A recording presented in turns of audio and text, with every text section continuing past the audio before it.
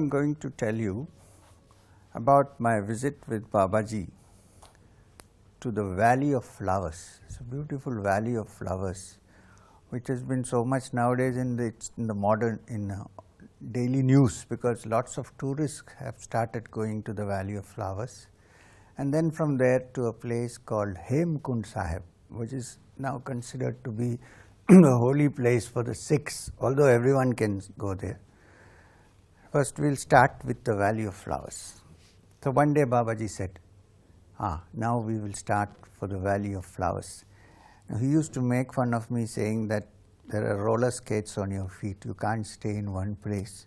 But actually he had super speed roller skates on his feet. He could not stay for more than 4 days in one place, he would start off.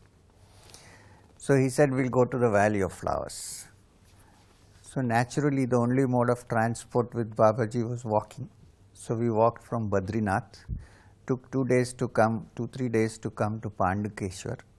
Then from Pandukeshwar we walked on to a place called Govind Ghat. In Govind Ghat, from ancient times there has been a small Gurudwara, which is basically a tent. It's a tent. Now they have built it and made it into a very big building, but in those days it was only a tent Gurudwara. And there was one Ragi. Ragi is the word used for the Pujari people who look after the Gurudwara among the Sikhs. They also read the Guru Granth Sahib, which is the holy book of the Sikhs, in a particular raga, so they are called Ragis. So there was this gentleman. So I went to him and I stayed for 2-3 days in the Gurudwara. One very interesting thing about a Gurudwara, it's good for everybody to know, is that in any Gurudwara, in any part of India, even abroad, if you have a visa to go, so that you can go and stay in a Gurudwara for 3 days, and you will also get boarding and lodging. Food also will be given to you for 3 days free of charge. Nobody will ask you what religion you belong to, where are you coming from. 3 days is allowed. If you want to stay for more than 3 days, then you will have to get special permission. So the kitchen, which is called the langar, is open all the time. Anybody who goes is supposed to be fed, which is part of the Sikh religion. So I went to Govind Ghat and stayed in the Gurudwara with the Ragi. We got very friendly. He taught me many things about the Sikh religion. Actually, when I came back, he became so friendly. He said, you must go to the Akali Takht in Amritsar and become a Sikh. I said, I am not ready to become a Sikh. I only want to study about the Sikh religion. Anyway, so from him I found out the route, how to go to, that was later. Babaji was with me, so there was no problem. So both of us stayed in the Gurudwara. And I also found that the Ragi was very respectful of Babaji. Whenever he saw him, he used to call him as Mahan and Guru and so on, which the Sikhs rarely use, because for them their Gurus are only their Gurus starting with Guru Nanak to Guru Gobind Singh. From there we went to a place called Gangria. That is the next stop. In Gangria, this beautiful river flowing under the bridge. It's a very interesting place. Very few hotels are there now, but in those days there was nothing. But there was a sadhu, Bairagi sadhu, belonging to the Juna Akada, who had a little kutir there. So Babaji knew him, or he knew Babaji. So we spent about 2 nights at Gangria with him. He would light the dhuni and sit and talk. But he was a sadhu who, many of the Juna Akada sadhus, they smoke the chilam, which is the hashish or ganja or whatever you want to call it. But otherwise he was perfectly all right, but this habit he had. When he offered it to me, I said, I don't use this stuff. So he said, yeah, I know, you're Babaji's disciple. You are all Raj Yogis, you don't require this, things like that. We spent some time there. Then he said, why don't you ask Babaji to give you Sri Vidya? I said, Babaji gives me what he wants. I never ask him for anything. He said, no, but you should ask, it will help you. So I said, I will see if there is the right opportunity, then I will ask him. And then anyway, so from there we proceeded to the left. Now from Gangria there are two roads. The left road goes to the Valley of Flowers, and the right one, which is quite a stiff climb, goes to Hemkund Sahib. So first we went to the Valley of Flowers. Valley of Flowers is the most beautiful thing you can imagine. It's as if there are different flowers. I think most flowers in the world are there, and they're all in different patches. It is as if somebody is doing gardening, but there are no gardeners. It's a natural thing. One stretch you will find certain flowers, another stretch you will find certain flowers. So it's like a patchwork, colored patchwork of flowers. You should go in the right season actually. I can't remember, it's probably August, September or something like that, when the flowers are in full bloom. And there are some flowers which give such a beautiful odd smell, perfume, that you get half intoxicated by the smell of the perfume. So it's a completely a place out of this world. And very often you see botanists going around from foreign countries trying to see which species these flowers are, because it seems there are flowers in the Valley of Flowers which are nowhere else in India except perhaps in Switzerland or some other exotic place. Babaji took me around, and I was extremely surprised when I found that, like speaking Malayalam to the Ravalji, he knew every flower, its botanical name, its source, its species, its genus, which I don't know, so I cannot explain it to you.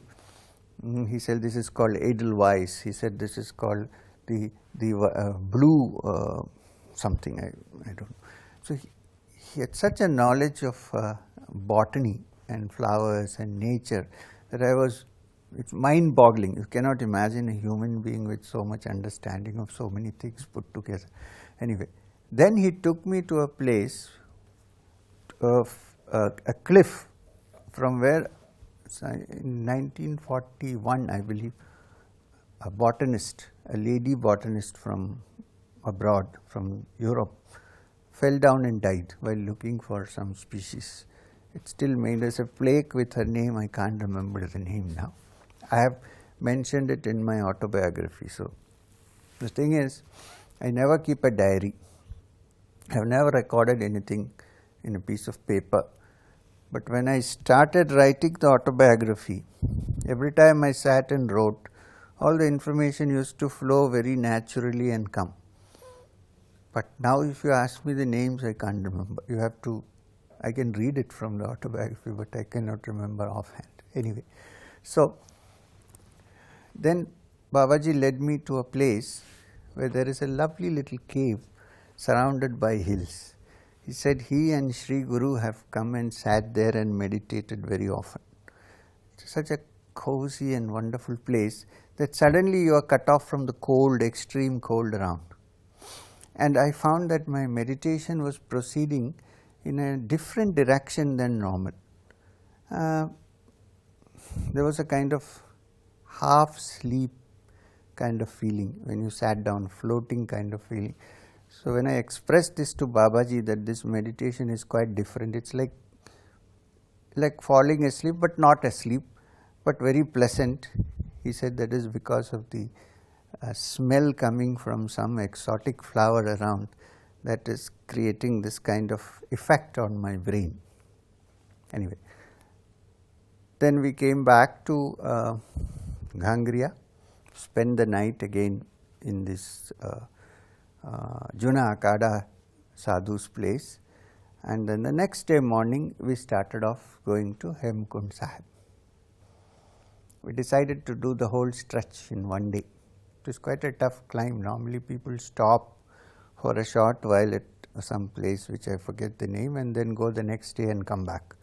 We decided to go the whole hog, completely go the same day, climb up and reach Hemkund Sahib.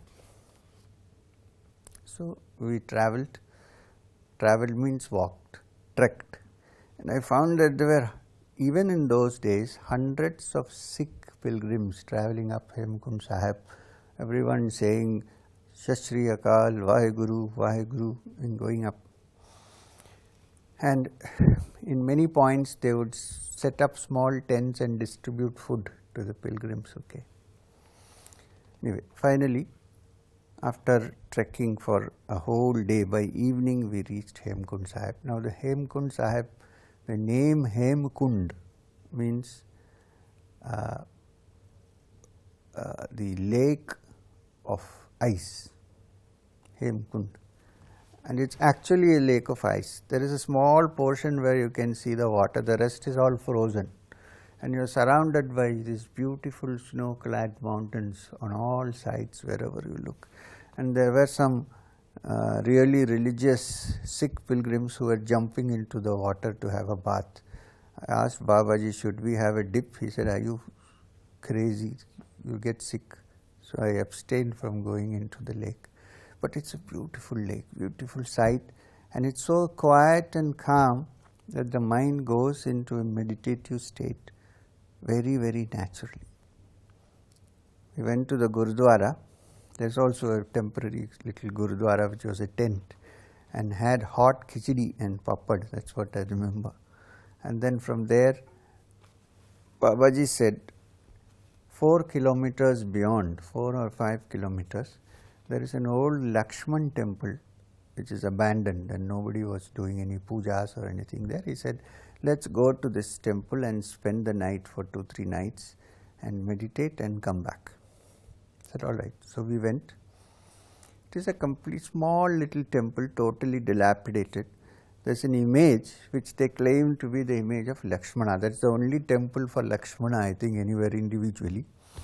And the idol was looking very dirty and unattended and unlooked after.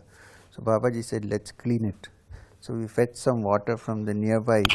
There are waterfalls here and there, tiny, tiny waterfalls coming, very beautiful.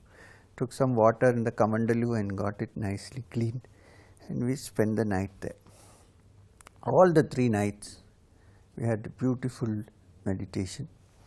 Babaji explained to me the different sects that belong to the Nath Panth, and how many Nath Panth ashramas or mathas are there in India now, starting with Gorakhpur and so on. And we had a very, very useful time, apart from the beauty and the meditative excellence of that place. The story is, somewhere in his writings, Guru Gobind Singh, who is the last Guru of the Sikhs, has said that in his previous birth, some previous birth, he had come to Hemkund Sahib and meditated in that little place where the present Lakshman Temple is there. This is the story, which is why all the Sikhs go to Hemkund Sahib. From that, another legend has sprung up, that Guru Gobind Singh in his previous life was also Lakshman. So we cannot authenticate these stories, these are our popular beliefs. But the fact is that there is an old Lakshman temple in Hemkund Sahib, and Hemkund Sahib is one of the most beautiful places where one can go and meditate. But unfortunately, nobody can stay there for more than a day or two, because it is extremely cold, and in any case only 3 or 4 months in a year. After that there is no Gurudwara, nothing there, everybody winds up and comes down, because the whole place is completely covered with snow. It is 15,500 or so feet above sea level. This is Hemkund Sahib. Anyway, so we came back, again spent the night in Ghangriya with the sadhu, and then walked to Govind Ghat, from Govind Ghat to Pandukeshwar, and spent some time there. In the Pandukeshwar is the temple where the Pandavas are supposed to have halted on their way to Badrinath. So we spent some time there, and then we decided, Babaji decided, that we would go to the Pancha Kedars. Now, most people know only of one Kedar, which is Kedarnath. thing is that is the most popular of the Kedars where people go, and it's the most famous, and of course it is the biggest. But there are other Kedars which are, including Kedarnath, they are called Pancha Kedars. So there are 4 more Kedars. One of them is Mad Maheshwar. The other is Rudranath. The third is Tunganath. And the fourth, can't remember right now the name. Anyway, there are these 4 Kedars. So Babaji said, now we are visiting the 4 Kedars, and then finally we will go to Kedarnath. I had never visited Kedarnath before. It was not, we hadn't traveled to that area till then. So we started off from Pandukeshwar, walking along, taking a right turn and then continuing to walk. We passed many small villages, and in the evening we reached, I think it was Mad Maheshwar. This is the problem, the names seem to escape. Anyway, one of the Kedars, let's say, we reached there. But on the way, the scene was so beautiful. No, we halted in between in a small village where the village head came to welcome Babaji. So I knew that he must be very well known in that area. He has travelled a lot. So finally we came there. I think it was in Mad Maheshwar before that.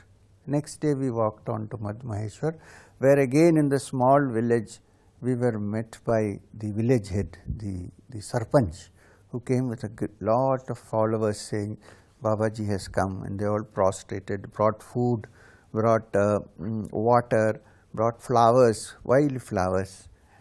And Babaji showed me many of those trees there. He said they are all herbal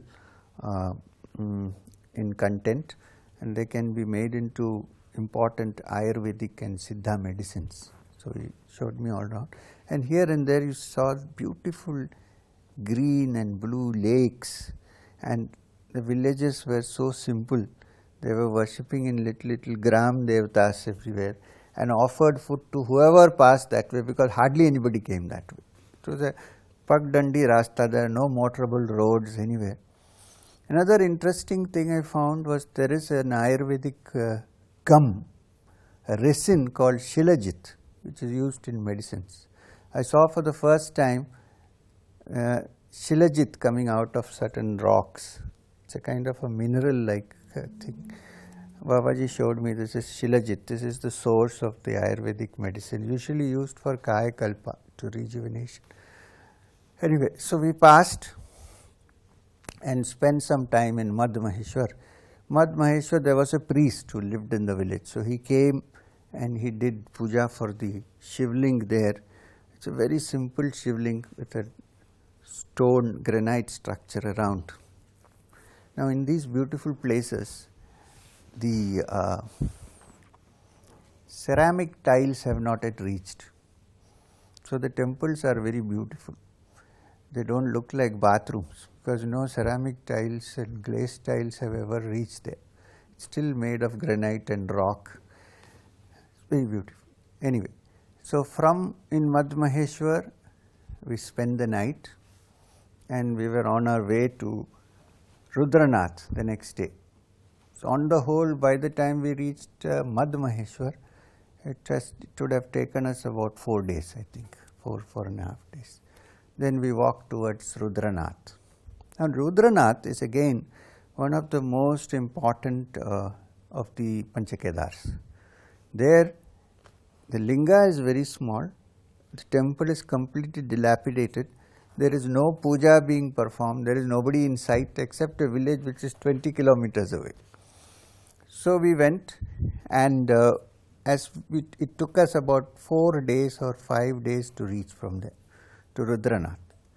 On the way, while we were at Mad Maheshwar, the village Sarpanch said that one Yogi Ji Maharaj who used to live here has now shifted to Rudranath.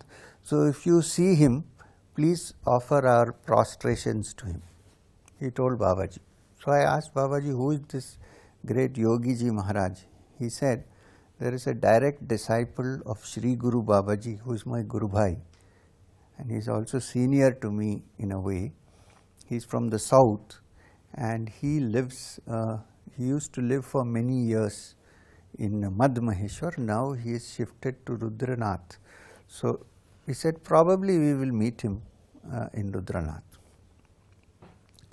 So I said, where is he from? He said he is from the south. So where is he from the south? He said he used to live for many years in a place called Tenkashi, which I knew.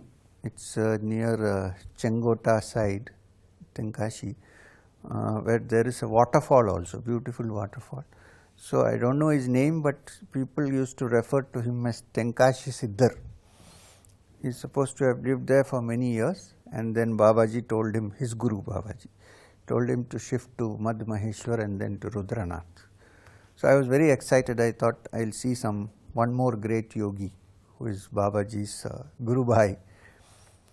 Anyway, we travelled.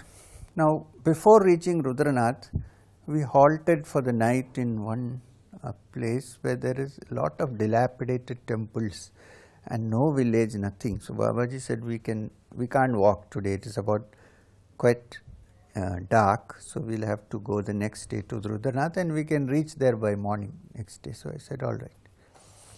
So we halted in that place, and I was thinking, what about food for the night? I was just thinking in my mind. Now in Rudranath, there is in this village where we stayed, a lot of dilapidated, broken down structures. So Babaji said, we can use one of these. As we approached a place which had like dharamshalas, which means granite pillars with a granite roof covered on all three sides. In front of that, suddenly we found there is a fire burning, dhuni. So I said to Babaji, there is a dhuni here, there must be somebody. He said, yeah, there must be. Who comes here? He was himself surprised. Normally he never used to get surprised about anything. As soon as we got in, from inside comes that Tenkashi Siddhar. I guessed it was him. A dark, very dark man, with short and well built, with a lot of ashes on his face, with vibhuti. He comes out and greets Maheshwarnath Babaji. They have a greeting in the Nath Panth called Alak Niranjan. So he says, Alak Niranjan. Babaji is shocked. He says, oh, we thought we are going to find you in Rudranath. He said, yeah, I know. I was trying to keep your thoughts away from my mind. Otherwise, you would have discovered me long ago. This was a discussion. He said, come in. So we went inside. He asked me, you are from the south? He said, you are from Trivandrum. I said, yes. So Babaji has adopted you as your disciple. He said, before that I must tell you. So since Tenkashi Siddhar was senior to Maheshwarnath Babaji, as soon as he saw him, he tried to do pranams to him. He did not allow. He said, Mahesh, you don't have to do this to me. So he didn't allow him to do that. Babaji told me, do pranams. So I did pranams. Then he said, from Trivandrum. I said, yes. Trivandrum is the border of Tamil Nadu. I said, yes. You know Tamil? பேச தெரியும் sir, எழுத தெரியாது, வாசிக்க தெரியாது, பேச சரி, oh, very nice. He was very happy. Vaa, he said, vanga, vanga. So he took us all inside, and he told me, this great man never accepts disciples. Usually you are a lucky fellow that he has taken you under his care.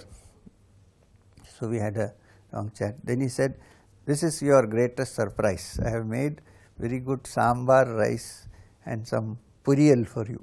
So I sat down, and for the first time after so many years, 2 years, I had lovely South Indian meal sitting with Tenkashi Siddhar.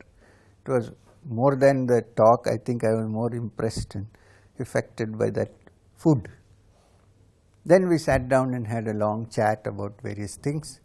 And that night, Tenkashi Siddhar taught me a lot of things about the Tamil Siddhars, the South Indian system of Shiva Yoga. It's called Siddhas belong to the Shaivite order of the south.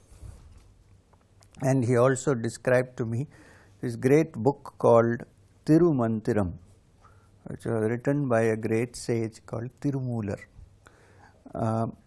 He said in the Tirumantiram you can find the complete A to Z technique and theory of the Kundalini Yoga and the chanting of what is called the Shiva Panchakshara, which is Panchakshara because it is Na, Ma, Shiva, Ya, 5 letters. You add Om, so it's Om Namah Shivaya.